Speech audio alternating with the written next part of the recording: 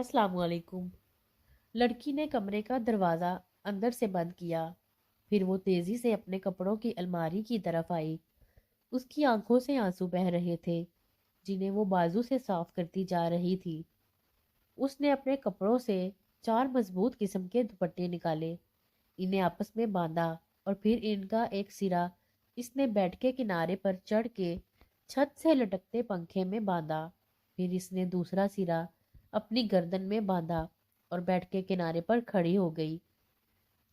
अगर इसके पैर जरा से भी बेड से आगे होते, इसकी गर्दन को एक बड़ा जबरदस्त झटका लगता, जिससे गर्दन टूट भी सकती थी।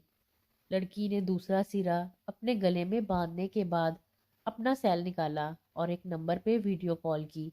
थोड़ी देर बाद स्क्रीन पे एक मर्द का चेहरा नजर आया। इसने लड़की के गले में बंधे दुपट्टे को देखा तो बौखला गया।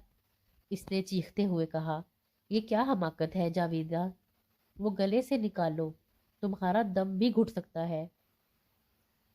जावेदा ने रोते हुए कहा, मैं खुदकुशी कर रही हूँ।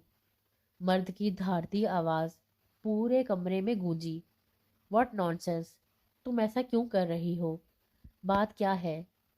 क्यों कर रही हो तुम ये हमाकत? जावेदा ने आंखें साफ करते हुए रोहा सा मुंह करके कहा, आप अच्छी तरह जानते हैं क्यों कर रही हूँ।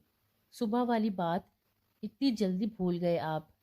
मेरे खुदाया, मर्द ने पेशानी पे हाथ मारते हुए कहा, इतनी सी बात पे तुम अपनी जान ले रही हो? तुम गले से शाबाश वो हटाओ।